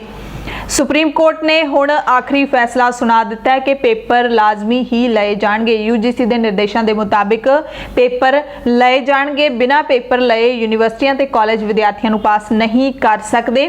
ਉਹਨਾਂ ਨੂੰ ਇਸ ਆਧਾਰ ਦੇ ਉੱਤੇ ਬਿਨਾਂ ਪੇਪਰ ਲਏ ਅੱਗੇ ਪ੍ਰਮੋਟ ਨਹੀਂ ਕੀਤਾ ਜਾ ਸਕਦਾ, ਇਹ ਸੁਪਰੀਮ ਕੋਰਟ ਨੇ ਕਿਹਾ ਹੈ। ਜਸਟਿਸ ਅਸ਼ੋਕ ਭੂਸ਼ਣ ਦੀ ਅਗਵਾਈ ਵਾਲੇ ਬੈਂਚ ਨੇ ਕਿਹਾ ਕਿ ਜੇਕਰ ਕੋਈ ਸੂਬਾ ਇਹ ਮਹਿਸੂਸ ਕਰਦਾ ਹੈ ਕਿ ਉਹ ਉਸ ਤਾਰੀਖ ਤੱਕ ਪ੍ਰੀਖਿਆਵਾਂ ਨਹੀਂ ਕਰਵਾ ਸਕਦਾ ਜਿਹੜੀ UGC ਨੇ ਮਿਥੀ ਹੈ, ਯਾਨੀ ਕਿ 30 ਸਤੰਬਰ ਤੋਂ ਪਹਿਲਾਂ ਤਾਂ ਉਹ ਨਵੀਆਂ ਤਰੀਕਾਂ ਦੇ ਲਈ ਯੂਨੀਵਰਸਿਟੀ ਗ੍ਰਾਂਟਸ ਕਮਿਸ਼ਨ ਕੋਲ ਪਹੁੰਚ ਕਰ ਸਕਦਾ ਹੈ, UGC ਦੇ ਕੋਲੇ ਪਹੁੰਚ ਕਰ ਸਕਦਾ ਹੈ। ਪਿਛਲੀ ਸੁਣਵਾਈ 18 ਅਗਸਤ ਨੂੰ ਹੋਈ ਸੀਗੀ ਸੁਪਰੀਮ ਕੋਰਟ ਦੇ ਵਿੱਚ। ਉਦੋਂ ਸੁਪਰੀਮ ਕੋਰਟ ਨੇ ਸਪਸ਼ਟ ਕਿਹਾ ਸੀ ਕਿ ਵਿਦਿਆਰਥੀਆਂ ਦੇ ਲਈ ਕੀ ਸਹੀ ਹੈ ਕੀ ਗਲਤ ਹੈ ਉਹ ਵਿਦਿਆਰਥੀ ਨਹੀਂ ਜੱਜ ਕਰ ਸਕਦੇ, ਵਿਦਿਆਰਥੀ ਇਸ ਦਾ ਫੈਸਲਾ ਨਹੀਂ ਕਰ ਸਕਦੇ। ਇਸ ਕਰਕੇ UGC ਨੇ ਜੋ ਫੈਸਲਾ ਲਿਆ ਹੈ ਉਸ ਦੇ ਮੁਤਾबिक ਪੇਪਰ ਲਏ ਜਾਣ, ਇਹ ਫੈਸਲਾ ਸੁਣਾ ਦਿੱਤਾ ਗਿਆ। ਯਾਨੀ ਕਿ ਹੁਣ ਕਾਲਜਾਂ ਤੇ ਯੂਨੀਵਰਸਿਟੀਆਂ ਦੇ ਵਿਦਿਆਰਥੀਆਂ ਨੂੰ ਆਪਣੇ ਪੇਪਰਾਂ ਦੀ ਤਿਆਰੀ ਕਰ ਲੈਣੀ ਚਾਹੀਦੀ ਹੈ। ਪੱਕੇ ਪੇਪਰ ਤੁਹਾਡੇ ਲਏ ਜਾਣਗੇ, ਪਰ ਆਖਰੀ ਸਮੈਸਟਰ ਵਾਲਿਆਂ ਦੇ, ਜਿਹੜੀ ਵੀ ਤੁਸੀਂ ਡਿਗਰੀ ਕਰ ਰਹੇ ਹੋ ਉਹਦੇ ਆਖਰੀ ਸਮੈਸਟਰ ਵਾਲਿਆਂ ਦੇ ਪੇਪਰ ਹੋਣਗੇ, ਬਾਕੀਆਂ ਦੇ ਨਹੀਂ ਹੋਣਗੇ। ਉਹਨਾਂ ਨੂੰ ਪ੍ਰਮੋਟ ਕਰਕੇ ਅਗਲੀਆਂ ਕਲਾਸਾਂ ਵਿੱਚ ਕੀਤਾ ਜਾਏਗਾ। ਅਗਲੀ ਖਬਰ ਜੁੜੀ ਹੋਈ ਹੈ GST ਨੂੰ ਲੈ ਕੇ। GST ਦੇ ਮੁਆਵਜ਼ੇ ਦੇ ਪੈਸੇ ਨੂੰ ਲੈ ਕੇ ਹੁਣ ਕੇਂਦਰ ਸਰਕਾਰ ਨੇ ਸੂਬਾ ਸਰਕਾਰਾਂ ਨੂੰ ਕੋਰਾ ਜਵਾਬ ਦੇ ਦਿੱਤਾ ਹੈ। ਕਿਹਾ ਕਿ ਸਾਡੇ ਕੋਲ ਯਾਨੀ ਕਿ ਕੇਂਦਰ ਕੋਲ GST ਦਾ ਮੁਆਵਜ਼ਾ ਦੇਣ ਲਈ ਕੋਈ ਪੈਸਾ ਨਹੀਂ ਹੈ। ਸੂਬਿਆਂ ਨੇ ਕਿਹਾ ਸੀ ਕਿ ਸਾਡੀ ਵਿੱਤੀ ਹਾਲਤ ਬਹੁਤ ਮਾੜੀ ਹੋ ਚੁੱਕੀ ਹੈ, ਇਸ ਕਰਕੇ ਕੇਂਦਰ ਸਰਕਾਰ ਨੂੰ GST ਦਾ ਮੁਆਵਜ਼ਾ ਹੈਗਾ ਜਿਹੜਾ ਉਹ ਦੇਣਾ ਚਾਹੀਦਾ, ਪਰ ਕੇਂਦਰ ਨੇ ਸਾਫ਼ ਕਿਹਾ ਕਿ ਸਾਡੇ ਕੋਲ ਮੁਆਵਜ਼ੇ ਦੇ ਲਈ ਪੈਸੇ ਨਹੀਂ, ਅਸੀਂ ਸੂਬਿਆਂ ਦੇ ਘਾਟੇ ਦੀ ਭਰਪਾਈ ਨਹੀਂ ਕਰ ਸਕਦੇ। ਕੇਂਦਰ ਨੇ ਕਿਹਾ ਕਿ ਵਿੱਤੀ ਵਰੇ 2020-21 ਦੇ ਵਿੱਚ GST ਕਲੈਕਸ਼ਨ ਦੇ ਵਿੱਚ ਵੱਡੀ ਕਮੀ ਆਈ ਹੈ। ਸੂਬਿਆਂ ਨੂੰ ਕੇਂਦਰ ਨੇ ਦੋ ਜਿਹੜੇ ਵਿਕਲਪ ਦਿੱਤੇ ਨੇ। ਪਹਿਲਾ ਵਿਕਲਪ ਹੈ ਕੇਂਦਰ ਬਾਜ਼ਾਰ ਤੋਂ ਕਰਜ਼ ਲੈ ਕੇ ਸੂਬਿਆਂ ਨੂੰ ਪੈਸਾ ਦੇਵੇ, ਦੂਸਰਾ ਹੈ ਕਿ ਸੂਬੇ RBI ਤੋਂ ਕਰਜ਼ਾ ਲੈਣ। ਸੂਬਿਆਂ ਦਾ ਕਹਿਣਾ ਹੈ ਕਿ ਉਹ ਉਧਾਰ ਲੈ ਸਕਦੇ ਨੇ, ਪਰ ਇਸ ਦੀ ਗਰੰਟੀ ਕੇਂਦਰ ਸਰਕਾਰ ਨੂੰ ਦੇਣੀ ਹੋਵੇਗੀ। ਹੁਣ ਵੱਡਾ ਸਵਾਲ ਉੱਠਦਾ ਹੈ ਕਿ ਕੀ RBI ਸੂਬਿਆਂ ਨੂੰ ਸਿੱਧਾ ਕਰਜ਼ਾ ਦੇਵੇਗੀ ਜਾਂ ਨਹੀਂ। ਦੂਸਰਾ ਇਹ ਵੀ ਕੋਈ ਪਤਾ ਨਹੀਂ ਕਿ ਕਰਜ਼ਾ ਜੇ ਲੈਣ ਲਈ ਅਪਲਾਈ ਕਰੇਗੀ ਤਾਂ ਉਹ ਪ੍ਰੋਸੈਸ ਹੋਵੇਗਾ ਵੀ ਜਾਂ ਨਹੀਂ, ਤੇ RBI ਦੀਆਂ ਸ਼ਰਤਾਂ ਕੀ ਹੋਣਗੀਆਂ। ਭਾਰਤ ਦੀਆਂ ਖਬਰਾਂ ਦੇ ਵਿੱਚ ਅਗਲੀ ਅਹਿਮ ਤੇ ਰੌਚਕ ਖਬਰ ਇਹ ਹੈ ਕਿ ਮੁਲਕ ਦੇ 10 ਸੂਬਿਆਂ ਦੇ ਵਿੱਚ ਹਿੰਦੂਆਂ ਨੂੰ ਘੱਟ ਗਿਣਤੀ ਐਲਾਨਣ ਦੇ ਲਈ ਸੁਪਰੀਮ ਕੋਰਟ ਦੇ ਵਿੱਚ ਇੱਕ ਜਨਹਿਤ ਪਟੀਸ਼ਨ ਪਾਈ ਗਈ ਹੈ ਤੇ ਸੁਪਰੀਮ ਕੋਰਟ ਨੇ ਇਸ ਮਸਲੇ ਤੇ ਕੇਂਦਰ ਸਰਕਾਰ ਤੋਂ ਜਵਾਬ ਮੰਗਿਆ। ਪਟੀਸ਼ਨ ਜਿਹੜੀ ਹੈ ਉਸ ਦੇ ਵਿੱਚ ਸੂਬਾ ਪੱਧਰ ਤੇ ਘੱਟ ਗਿਣਤੀਆਂ ਦੀ ਪਛਾਣ ਦੇ ਲਈ ਦਿਸ਼ਾ ਨਿਰਦੇਸ਼ ਤਿਆਰ ਕਰਨ ਦੇ ਵਾਸਤੇ ਕੇਂਦਰ ਨੂੰ ਨਿਰਦੇਸ਼ ਦੇਣ ਦੇ ਲਈ ਸੁਪਰੀਮ ਕੋਰਟ ਦੇ ਵੱਲੋਂ ਕਹਿ ਦਿੱਤਾ ਗਿਆ। ਕਿਹਾ ਗਿਆ ਕਿ 10 ਸੂਬਿਆਂ ਦੇ ਵਿੱਚ ਹਿੰਦੂ ਘੱਟ ਗਿਣਤੀ ਦੇ ਵਿੱਚ ਨੇ। ਜਸਟਿਸ SK ਪੌਲ ਦੀ ਅਗਵਾਈ ਵਾਲੇ ਬੈਂਚ ਨੇ ਗ੍ਰਹਿ ਮੰਤਰਾਲੇ, ਨਿਆਂ ਮੰਤਰਾਲੇ ਤੇ ਕਾਨੂੰਨ ਮੰਤਰਾਲੇ ਸਮੇਤ ਘੱਟ ਗਿਣਤੀ ਮਾਮਲਿਆਂ ਦੇ ਮੰਤਰਾਲੇ ਨੂੰ ਵੀ ਨੋਟਿਸ ਜਾਰੀ ਕੀਤਾ ਹੈ। ਪਟੀਸ਼ਨਰ ਦੇ ਵੱਲੋਂ ਜਿਹੜੇ ਵਕੀਲ ਪੇਸ਼ ਹੋਏ ਸੀ ਉਹਨਾਂ ਨੇ ਕਿਹਾ ਕਿ 10 ਸੂਬਿਆਂ ਦੇ ਵਿੱਚ ਹਿੰਦੂ ਘੱਟ ਗਿਣਤੀ ਵਿੱਚ ਨੇ, ਪਰ ਹਾਲੇ ਤੱਕ ਉਹਨਾਂ ਨੂੰ ਘੱਟ ਗਿਣਤੀ ਨਹੀਂ ਐਲਾਨਿਆ ਗਿਆ। ਬੜੀ ਹੈਰਾਨੀ ਦੀ ਗੱਲ ਹੈ ਕਿ ਭਾਰਤ ਹਿੰਦੂ ਬਹੁ ਗਿਣਤੀ ਮੁਲਕ ਹੈ ਔਰ ਇਸ ਮੁਲਕ ਦੇ ਵਿੱਚ ਵੀ 10 ਸੂਬਿਆਂ ਦੇ ਵਿੱਚ ਹਿੰਦੂ ਘੱਟ ਗਿਣਤੀ ਦੇ ਵਿੱਚ ਹਨ ਤੇ ਉੱਥੇ ਉਹ ਘੱਟ ਗਿਣਤੀਆਂ ਦਾ ਦਰਜਾ ਚਾਹੁੰਦੇ ਨੇ। ਅਗਲੀ ਖਬਰ ਹੈ ਕਿ ਨੀਟ ਤੇ JEE ਦੇ ਪੇਪਰ ਹੋਣਗੇ ਜਾਂ ਫਿਰ ਨਹੀਂ ਹੋਣਗੇ, ਇਸ ਨੂੰ ਲੈ ਕੇ ਹਾਲੇ ਤੱਕ ਲਗਾਤਾਰ ਰੇੜਕਾ ਬਣਿਆ ਹੋਇਆ ਹੈ ਤੇ ਵਿਦਿਆਰਥੀ ਨੇ ਜਿਹੜੇ ਸੰਕੇਤਕ ਤੌਰ ਤੇ ਵਿਰੋਧ ਕਰ ਰਹੇ ਨੇ, ਆਪੋ ਆਪਣੇ ਘਰਾਂ ਦੇ ਉੱਤੇ ਕਾਲੇ ਝੰਡੇ ਲਹਿਰਾ ਕੇ ਪੇਪਰ ਨਹੀਂ ਦੇਣਾ ਚਾਹੁੰਦੇ। ਇਹਨਾਂ ਹਾਲਾਤਾਂ ਦੇ ਵਿੱਚ ਚਾਹੁੰਦੇ ਨੇ ਕਿ ਮੁਲਤਵੀ ਹੋ ਜਾਣ। ਸਿਆਸਤ ਵੀ ਬੜੀ ਭਾਰੀ ਹੈਗੀ ਹੈ। ਇਸੇ ਦੌਰਾਨ ਪੰਜਾਬ ਸਮੇਤ 6 ਸੂਬੇ ਨੇ ਜਿਹੜੇ ਉਹ ਸੁਪਰੀਮ ਕੋਰਟ ਪਹੁੰਚੇ ਨੇ। ਸੁਪਰੀਮ ਕੋਰਟ ਨੂੰ ਅਪੀਲ ਕੀਤੀ ਹੈ ਕਿ COVID-19 ਮਹਾਮਾਰੀ ਕਾਰਨ ਇਸ ਸਾਲ ਨੀਟ ਅਤੇ JEE ਦੀਆਂ ਪ੍ਰੀਖਿਆਵਾਂ ਕਰਵਾਉਣ ਦੀ ਕੇਂਦਰ ਵੱਲੋਂ ਆਗਿਆ ਦੇਣ ਦੇ ਹੁਕਮ ਤੇ ਮੁੜ ਵਿਚਾਰ ਕੀਤਾ ਜਾਵੇ। ਪੁਨਰ ਵਿਚਾਰ ਪਟੀਸ਼ਨ ਪਾਉਣ ਵਾਲੇ ਮੰਤਰੀਆਂ ਵਿੱਚ ਪੰਜਾਬ ਤੋਂ ਬਲਵੀਰ ਸਿੰਘ ਸਿੱਧੂ ਪਹੁੰਚੇ, ਪੱਛਮੀ ਬੰਗਾਲ ਤੋਂ ਮਲय ਘਟਕ, ਝਾਰਖੰਡ ਵੱਲੋਂ ਰਾਮੇਸ਼ਵਰ ओरों, राजस्थान तो रघु शर्मा, छत्तीसगढ़ तो अमरजीत भगत ते महाराष्ट्र वालों उदय रविंदर सावंत ने जिहड़े ओ शामिल सीगे। ते उधर शिवराज सिंह चौहान जिहड़े मध्य प्रदेश के मुख मंत्री ने उन्होंने कहा कि JEE ते नीट की जिहड़ी प्रीख्या है वो समय सिर होनी चाहिए है। चौहान कहते हैं कि टालना सही नहीं है इस प्रीख्या नूं, ये प्रीख्यावां समय ते होणीआं चाहीदियां ताकि विद्यार्थियों का 1 साल बर्बाद ना होवे। ये उन्हां दे भविख दा मसला है, पर विद्यार्थी नहीं चाहुंदे कि उन्हां दे पेपर होण। JEE नीट दीआं प्रीख्यावां तय समय ते करवाउण दे फैसले खिलाफ 6 सूबिਆਂ ने सुप्रीम कोर्ट दे विच पटीशन दायर कीती है, भावें कि पर मुख मंत्री जिहड़े मध्य प्रदेश दे ਉਹ ਚਾਹੁੰਦੇ ਨੇ ਕਿ ਇਹ ਸਮੇਂ ਤੇ ਹੀ ਹੋਣਾ ਚਾਹੀਦਾ ਹੈ। ਲੰਬੇ ਸਮੇਂ ਤੋਂ ਬਾਅਦ ਭਾਰਤੀ ਰੁਪਈਏ ਦੇ ਵਿੱਚ ਗਿਰਾਵਟ ਦੇਖੀ ਜਾ ਰਹੀ ਸੀ, ਪਰ ਅੱਜ ਰੁਪਈਏ ਦੇ ਵਿੱਚ ਮਜ਼ਬੂਤੀ ਦੇਖਣ ਨੂੰ ਮਿਲੀ ਹੈ। 6 ਮਹੀਨਿਆਂ ਦੇ ਉੱਚਤਮ ਪੱਧਰ ਤੇ ਪਹੁੰਚਿਆ ਹੈ ਰੁਪਈਆ। ਸ਼ੇਅਰ ਬਾਜ਼ਾਰਾਂ ਦੇ ਵਿੱਚ ਵਿਦੇਸ਼ੀ ਮੁਦਰਾ ਦੀ ਆਮਦ ਅਤੇ RBI ਵੱਲੋਂ ਡਾਲਰ ਦੀ ਖਰੀਦ ਨਾ ਹੋਣ ਕਾਰਨ 6 ਮਹੀਨੇ ਮਹੀਨਿਆਂ ਦੇ ਉੱਚ ਪੱਧਰ ਤੇ ਪਹੁੰਚ ਗਿਆ ਰੁਪਈਆ ਪ੍ਰਤੀ ਡਾਲਰ 73 ਰੁਪਏ 28 ਪੈਸੇ ਦੇ ਪੱਧਰ ਤੇ ਪਹੁੰਚ ਗਿਆ, ਜੋ ਕਿ 5 ਮਾਰਚ ਤੋਂ ਬਾਅਦ ਦੀ ਸਭ ਤੋਂ ਬਿਹਤਰ ਜਿਹੜੀ ਹਾਲਤ ਹੈ ਰੁਪਈਏ ਦੀ। ਭਾਰਤੀ ਰਿਜ਼ਰਵ ਬੈਂਕ ਸਰਕਾਰੀ ਬੈਂਕਾਂ ਦੇ ਜ਼ਰੀਏ ਲਗਾਤਾਰ ਡਾਲਰ ਖਰੀਦ ਰਿਹਾ ਸੀ ਤਾਂ ਕਿ ਰੁਪਈਏ ਦੀ ਕੀਮਤ ਨਾ ਵਧੇ, ਪਰ ਰੁਪਈਏ ਦੀ ਕੀਮਤ ਹੈ ਜਿਹੜੀ ਉਹ ਵਧੀ ਹੈ। 73 ਰੁਪਏ 28 ਪੈਸਿਆਂ ਦਾ ਹੋ ਗਿਆ ਹੁਣ $1। ਬਿਹਾਰ ਦੇ ਕਿਸ਼ਨਗੰਜ ਦੇ ਵਿੱਚ EIMIM ਦੇ 200 ਲੀਡਰਾਂ ਅਤੇ ਵਰਕਰਾਂ ਦੇ ਖਿਲਾਫ FIR ਦਰਜ ਕੀਤੀ ਗਈ ਹੈ। PTI ਦੇ ਮੁਤਾਬਿਕ ਕੋਰੋਨਾ ਮਹਾਮਾਰੀ ਦੇ ਮੱਦੇਨਜ਼ਰ ਲਾਏ ਗਏ ਲਾਕਡਾਊਨ ਦੇ ਨਿਯਮਾਂ ਦੀ ਉਲੰਘਣਾ ਦਾ ਇਲਜ਼ਾਮ ਲੱਗਿਆ ਹੈ।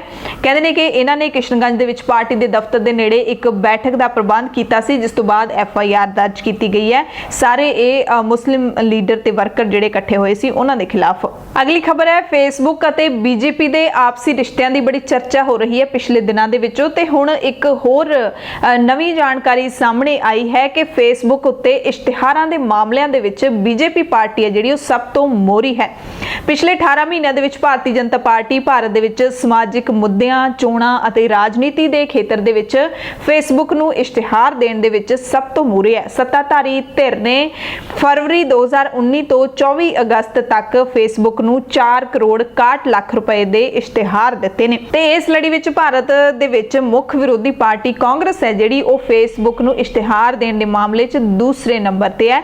ਸੋਸ਼ਲ ਮੀਡੀਆ ਦਿੱਗਜ ਦੇ ਸਪੈਂਡਿੰਗ ਟਰੈਕਰ ਦੇ ਮੁਤਾਬਿਕ ਦੱਸਿਆ ਗਿਆ ਕਿ ਕਾਂਗਰਸ ਨੇ ਇਸੇ ਸਮੇਂ ਦੇ ਦੌਰਾਨ ਯਾਨੀ ਕਿ ਫਰਵਰੀ 2019 ਤੋਂ ਲੈ ਕੇ 24 ਅਗਸਤ 2020 ਤੱਕ ਕਾਂਗਰਸ ਨੇ ਫੇਸਬੁੱਕ ਨੂੰ 1 ਕਰੋੜ 84 ਲੱਖ ਰੁਪਏ ਦੇ ਇਸ਼ਤਿਹਾਰ ਦਿੱਤੇ ਨੇ। ਇਹ ਵੀ ਜਾਣਕਾਰੀ ਸਾਹਮਣੇ ਆਈ ਹੈ ਕਿ ਇਸ ਕੈਟਾਗਰੀ ਦੇ ਵਿੱਚ ਫੇਸਬੁੱਕ ਨੂੰ ਇਸ਼ਤਿਹਾਰ ਦੇਣ ਵਾਲਿਆਂ ਦੀ ਟੌਪ 10 ਸੂਚੀ ਦੇ ਵਿੱਚ 4 ਹੋਰ ਲੋਕ ਵੀ BJP ਦੇ ਹੀ ਲੀਡਰ ਨੇ, ਤੇ ਜਿਹੜੇ ਇਹ 4 ਹੈਗੇ ਨੇ ਉਹਨਾਂ ਦੇ ਵੀ ਤੁਹਾਨੂੰ ਨਾਮ ਦੱਸ ਦਿੰਨੇ ਆ। 4 ਵਿੱਚੋਂ 2 ਕਮਿਊਨਿਟੀ ਪੇਜ ਨੇ, ਜਿਨ੍ਹਾਂ ਵਿੱਚੋਂ ਇੱਕ ਮਾਈ ਫਸਟ ਵੋਟ ਫॉर ਮੋਦੀ ਹੈ ਜਿਸ ਨੇ ਫੇਸਬੁੱਕ ਨੂੰ 1 ਕਰੋੜ 39 ਲੱਖ ਦੇ ਇਸ਼ਤਿਹਾਰ ਦਿੱਤੇ। ਦੂਸਰਾ ਪੇਜ ਭਾਰਤ ਕੇ ਮਨ ਕੀ ਬਾਤ ਹੈ ਜਿਸ ਨੇ ਫੇਸਬੁੱਕ ਨੂੰ 2 ਕਰੋੜ 24 ਲੱਖ ਰੁਪਏ ਦਿੱਤੇ।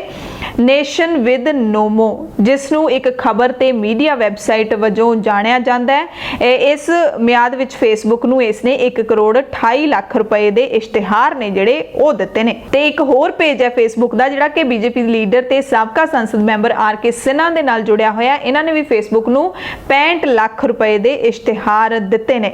ਤੇ ਇਹ ਵੀ ਦੱਸ ਦਈਏ ਕਿ ਆਮ ਆਦਮੀ ਪਾਰਟੀ ਆਮ ਲੋਕਾਂ ਦੀ ਪਾਰਟੀ ਹੈ ਜਿਹੜੀ ਉਹ ਵੀ ਇਸ਼ਤਿਹਾਰ ਦੇਣ ਦੇ ਵਿੱਚ ਪਿੱਛੇ ਨਹੀਂ ਹੈਗੀ। ਫੇਸਬੁੱਕ ਦੇ ਸਿਆਸੀ ਇਸ਼ਤਿਹਾਰਾਂ ਦੇਣ ਦੀ ਸੂਚੀ ਦੇ ਵਿੱਚ ਟੌਪ 10 ਦੇ ਵਿੱਚ ਸ਼ਾਮਿਲ ਹੈ ਆਮ ਆਦਮੀ ਪਾਰਟੀ।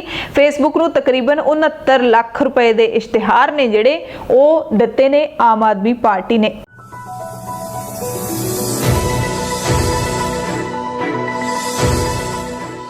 ਦੁਨੀਆ ਭਰ ਦੀਆਂ ਖਬਰਾਂ ਦੇ ਵਿੱਚ ਸਭ ਤੋਂ ਪਹਿਲੀ ਖਬਰ ਉੱਤਰੀ ਸੀਰੀਆ ਤੋਂ ਹੈ, ਜਿੱਥੇ ਅਮਰੀਕਾ ਤੇ ਰੂਸ ਦੀਆਂ ਸੈਨਾਵਾਂ ਦੇ ਵਿੱਚ ਫੌਜਾਂ ਦੇ ਵਿੱਚ ਝੜਪ ਹੋਈ ਹੈ।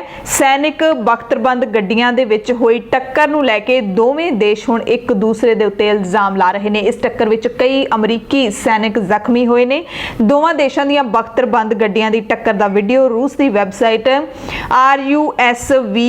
rusvesna.su ਨੇ ਪ੍ਰਸਾਰਿਤ ਕੀਤਾ। ਇਸ ਤੋਂ ਬਾਅਦ ਟਵਿੱਟਰ ਤੇ ਇਹ ਵੀਡੀਓ ਵਾਇਰਲ ਹੋ ਗਿਆ। ਵੀਡੀਓ ਵਿੱਚ ਦੇਖਿਆ ਜਾ ਸਕਦਾ ਹੈ ਕਿ ਇੱਕ ਰੂਸੀ ਸੈਨਾ ਦਾ ਵਾਹਨ ਮਾਰੂਥਲ ਇਲਾਕੇ ਦੇ ਵਿੱਚ ਇੱਕ ਅਮਰੀਕੀ ਬਖਤਰਬੰਦ ਗੱਡੀ ਦੇ ਨਾਲ ਟਕਰਾਉਂਦਾ ਹੈ। ਵੀਡੀਓ ਵਿੱਚ ਇੱਕ ਰੂਸੀ ਹੈਲੀਕਾਪਟਰ ਨੂੰ ਵੀ ਉੜਦੇ ਹੋਏ ਦੇਖਿਆ ਜਾ ਸਕਦਾ ਹੈ। ਰੂਸ ਦਾ ਕਹਿਣਾ ਹੈ ਕਿ ਅਮਰੀਕਾ ਨੇ ਉਹਨਾਂ ਦੀ ਗਸ਼ਤ ਦੇ ਵਿੱਚ ਵਿਘਨ ਪਾਇਆ, ਪਰ ਅਮਰੀਕੀ ਰੱਖਿਆ ਅਧਿਕਾਰੀ ਨੇ ਦੱਸਿਆ ਕਿ ਰੂਸੀ ਸੈਨਿਕ ਨੇ ਜਿਹੜੇ ਉਹ ਸੁਰੱਖਿਆ ਜ਼ੋਨ ਦੇ ਵਿੱਚ ਵੜ ਗਏ ਸੀ, ਜਦੋਂ ਕਿ ਇਸ ਇਲਾਕੇ ਵਿੱਚ ਦਾਖਲ ਨਾ ਹੋਣ ਦੀ ਉਹਨਾਂ ਨੇ ਰਜ਼ਾਮੰਦੀ ਜਤਾਈ ਸੀ। ਵਾਈਟ ਹਾਊਸ ਨੇ ਕਿਹਾ ਕਿ ਗੱਡੀ ਦੇ ਡਰਾਈਵਰ ਨੂੰ ਹਲਕੀਆਂ ਸੱਟਾਂ ਲੱਗੀਆਂ ਨੇ। ਇਸ ਘਟਨਾ ਦੀ ਖਬਰ ਹੈ ਜਿਹੜੀ ਉਹ ਬੁੱਧਵਾਰ ਨੂੰ ਆਈ ਸੀ।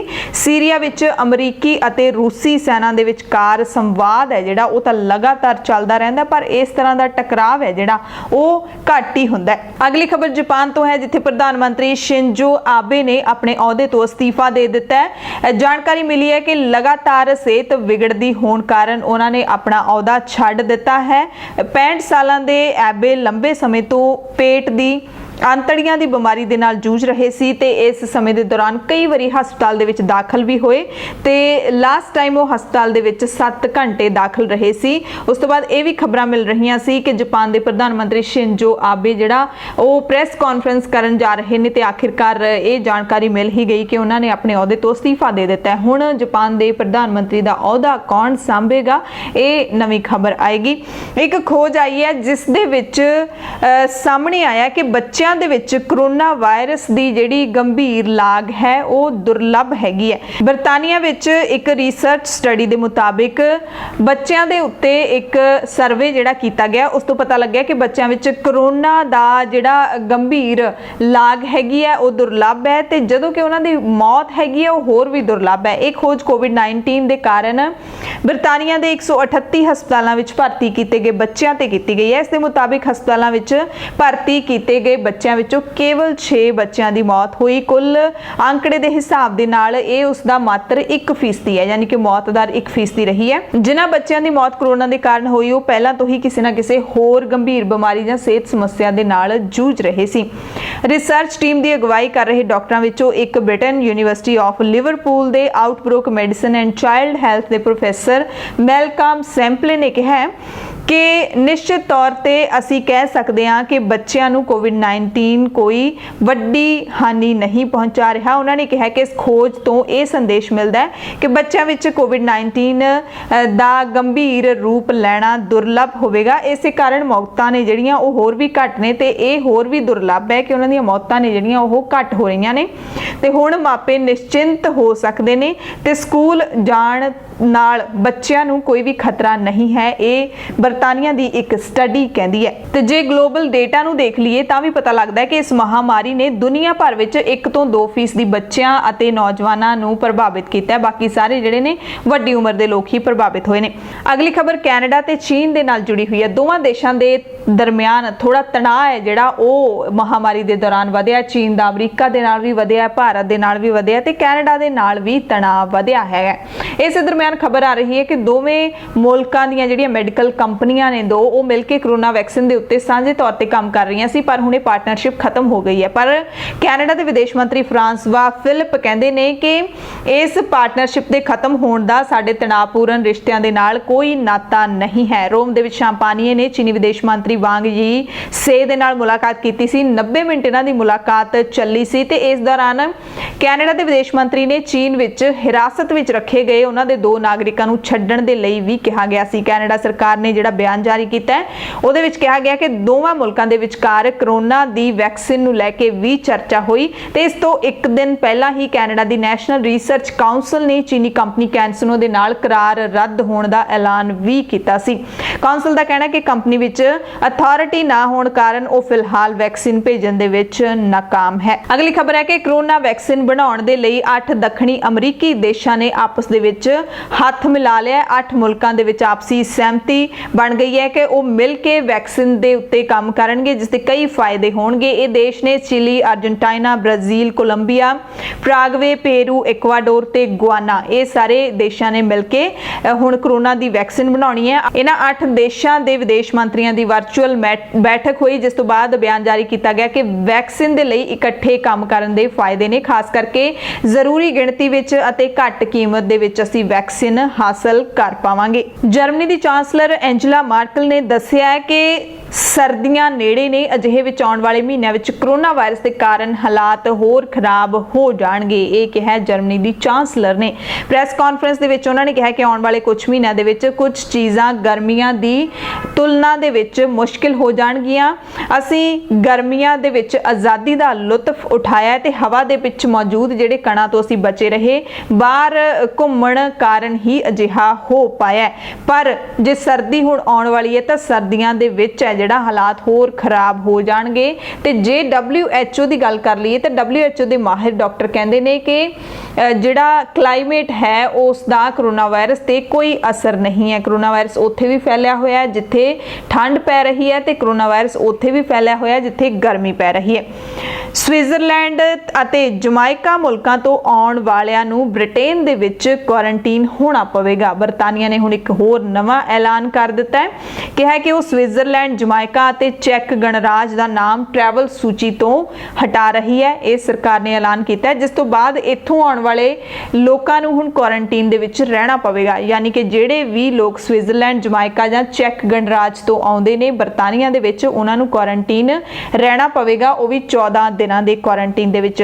ਇਹ ਜਿਹੜੇ ਨਵੇਂ ਨਿਯਮ ਨੇ ਉਹ 29 ਅਗਸਤ ਸਵੇਰੇ 4 ਵਜੇ ਤੋਂ ਸ਼ੁਰੂ ਹੋ ਜਾਣਗੇ। ਬਰਤਾਨੀਆ ਸਰਕਾਰ ਨੇ ਤਰਕ ਦਿੱਤਾ ਹੈ ਕਿ ਜਾਣਕਾਰੀ ਮਿਲ ਰਹੀ ਹੈ ਕਿ ਇਹਨਾਂ 3 ਦੇਸ਼ਾਂ ਦੇ ਵਿੱਚ ਕੋਰੋਨਾ ਵਾਇਰਸ ਦੇ ਮਾਮਲੇ ਲਗਾਤਾਰ ਵਧ ਰਹੇ ਨੇ, ਇਸ ਕਰਕੇ ਅਸੀਂ ਸੁਰੱਖਿਆ ਦੇ ਲਿਹਾਜ਼ ਦੇ ਨਾਲ ਇਹ ਫੈਸਲਾ ਲਿਆ ਹੈ। ਸੋ ਇਸ ਦਾ ਮਤਲਬ ਹੁਣ ਨਵਾਂ ਰੂਲ ਬਣਨ ਤੋਂ ਬਾਅਦ ਜਿਹੜੇ ਵੀ ਲੋਕ ਛੁੱਟੀਆਂ ਮਨਾਉਣ ਦੇ ਲਈ ਕਿਊਬਾ ਵਰਗੀਆਂ ਥਾਵਾਂ ਦੇ ਉੱਤੇ ਗਏ ਨੇ, ਹੁਣ ਜਦੋਂ ਬਰਤਾਨੀਆ ਪਰਤਣਗੇ, ਕਿਉਂਕਿ ਕੱਲ ਸਵੇਰ ਤੋਂ ਹੀ ਨਿਯਮ ਲਾਗੂ ਹੋ ਰਿਹਾ ਹੈ, ਤਾਂ ਉਹਨਾਂ ਨੂੰ 14 ਦਿਨਾਂ ਦੀ ਕੁਆਰੰਟੀਨ ਦੇ ਵਿੱਚ ਰਹਿਣਾ ਹੋਵੇਗਾ। ਪੈਰਿਸ ਅਤੇ ਆਸ-ਪਾਸ ਦੇ ਇਲਾਕਿਆਂ ਦੇ ਵਿੱਚ ਮਾਸਕ ਪਾਉਣਾ ਹੁਣ ਜ਼ਰੂਰੀ ਕਰ ਦਿੱਤਾ ਗਿਆ। ਫਰਾਂਸ ਦੀ ਰਾਜਧਾਨੀ ਹੈ ਪੈਰਿਸ, ਜਿੱਥੇ ਪ੍ਰਸ਼ਾਸਨ ਨੇ ਅੱਜ ਤੋਂ ਲੋਕਾਂ ਦੇ ਲਈ ਮਾਸਕ ਪਾਉਣਾ ਬਹੁਤ ਜ਼ਰੂਰੀ ਕਰ ਦਿੱਤਾ ਹੈ।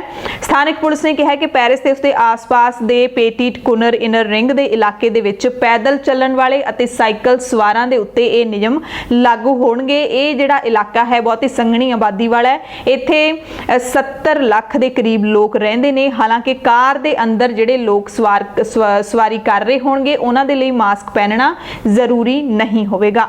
ਚੀਨ ਦੇ ਸਮਰਥਨ ਵਾਲਾ ਇੱਕ ਬੈਂਕ ਹੈ ਏਸ਼ੀਅਨ ਇੰਫਰਾਸਟ੍ਰਕਚਰ ਇਨਵੈਸਟਮੈਂਟ ਬੈਂਕ, ਯਾਨੀ ਕਿ AIIB। ਇਹ ਬੰਗਲਾਦੇਸ਼ ਨੂੰ $100 ਮਿਲੀਅਨ ਦਾ ਕਰਜ਼ਾ ਦੇਵੇਗਾ। ਬੈਂਕ ਨੇ ਕਿਹਾ ਕਿ ਬੰਗਲਾਦੇਸ਼ ਨੂੰ ਕੋਵਿਡ-19 ਦੀ ਮਹਾਮਾਰੀ ਨਾਲ ਲੜਨ ਦੇ ਵਿੱਚ ਮਦਦ ਕਰਨ ਦੇ ਲਈ ਅਸੀਂ $100 ਮਿਲੀਅਨ ਦਾ ਕਰਜ਼ਾ ਜਿਹੜਾ ਦੇਵਾਂਗੇ। ਜਿਸ ਪ੍ਰੋਜੈਕਟ ਦੇ ਲਈ ਇਹ ਰਕਮ ਦਿੱਤੀ ਜਾਏਗੀ ਉਸ ਵਿੱਚ ਵਰਲਡ ਬੈਂਕ ਵੀ ਫੰਡਿੰਗ ਕਰੇਗਾ। ਇਸ ਪ੍ਰੋਜੈਕਟ ਦਾ ਮਕਸਦ ਹੈ ਜਿਹੜਾ ਉਹ ਕੋਰੋਨਾ ਦੀ ਟੈਸਟਿੰਗ, ਟ੍ਰੇਸਿੰਗ ਅਤੇ ਟ੍ਰੀਟਮੈਂਟ ਨੂੰ ਵਧਾਉਣਾ ਹੈ ਬੰਗਲਾਦੇਸ਼ ਦੇ ਵਿੱਚ। ਖਬਰ ਇੰਗਲੈਂਡ ਤੋਂ ਹੈ, ਜਿੱਥੇ ਇੱਕ ਭਾਰਤੀ ਨੇ ਆਪਣੇ ਪੁੱਤਰ ਦੇ ਨਾਲ ਮਿਲ ਕੇ ਆਪਣੀ ਸਾਬਕਾ ਪਤਨੀ ਦਾ ਕਤਲ ਕਰ ਦਿੱਤਾ ਹੈ। ਪੱਛਮੀ ਮਿਡਲੈਂਡਸ ਇਲਾਕੇ ਦੇ ਵਾਕਸ਼ਾਇਰ ਦੀ ਇਹ ਘਟਨਾ ਹੈਗੀ ਹੈ, ਜਿੱਥੇ 54 ਸਾਲਾ ਭਾਰਤੀ ਮੂਲ ਦੀ ਔਰਤ ਬਲਵਿੰਦਰ ਗਹੀਰ ਦੀ ਲਾਸ਼ ਮਿਲੀ। ਪਤਾ ਲੱਗਿਆ ਕਿ ਉਸਦੇ ਸਾਬਕਾ ਪਤੀ ਤੇ ਪੁੱਤਰ ਨੇ ਰਲ ਕੇ ਉਸਦਾ ਕਤਲ ਕੀਤਾ ਹੈ। ਦੋਵੇਂ ਜਿਹੜੇ ਮੁਲਜ਼ਮ ਹੈਗੇ ਨੇ 57 ਸਾਲਾ ਜਸਵਿੰਦਰ ਗਹੀਰ ਤੇ ਉਸਦਾ 23 ਸਾਲ ਦਾ ਪੁੱਤਰ ਰੋਹਨ, ਉਹਨਾਂ ਨੂੰ ਰਿਮਾਂਡ ਤੇ ਜੇਲ੍ਹ ਭੇਜ ਦਿੱਤਾ ਗਿਆ ਹੈ। ਤੇ ਬਲਵਿੰਦਰ ਦੀ ਮੌਤ ਹੈ ਜਿਹੜੀ ਉਸ ਔਰਤ ਦੀ ਮੌਤ ਹੈ 24 ਅਗਸਤ ਨੂੰ ਹੀ ਹੋ ਚੁੱਕੀ ਸੀ। ਪੰਜਾਬ, ਭਾਰਤ ਅਤੇ ਦੁਨੀਆ ਭਰ ਦੇ ਪ੍ਰਾਈਮ ਟਾਈਮ ਦੇ ਵਿੱਚ ਤੁਹਾਡੇ ਸਭ ਤੋਂ ਇਜਾਜ਼ਤ ਚਾਹੁੰਦੇ ਹਾਂ। ਤੁਸੀਂ ਸਾਰੇ ਆਪਣਾ ਧਿਆਨ ਰੱਖਿਓ, ਸਾਵਧਾਨੀਆਂ ਦਾ ਪਾਲਣ ਜ਼ਰੂਰ ਕਰਦੇ ਰਹੋ, ਡਰੋ ਨਾ, ਘਬਰਾਓ ਨਾ, ਆਪੋ ਆਪਣੇ ਕੰਮ ਕਰਦੇ ਰਹੋ, ਮਾਸਕ ਜ਼ਰੂਰ ਪਾ ਕੇ ਜਾਇਆ ਕਰੋ, ਜੁਰਮਾਨੇ ਬਹੁਤ ਲੱਗਦੇ ਨੇ, ਲੋੜਵੰਦਾਂ ਦੀ ਮਦਦ ਕਰਦੇ ਰਹੋ। ਧੰਨਵਾਦ।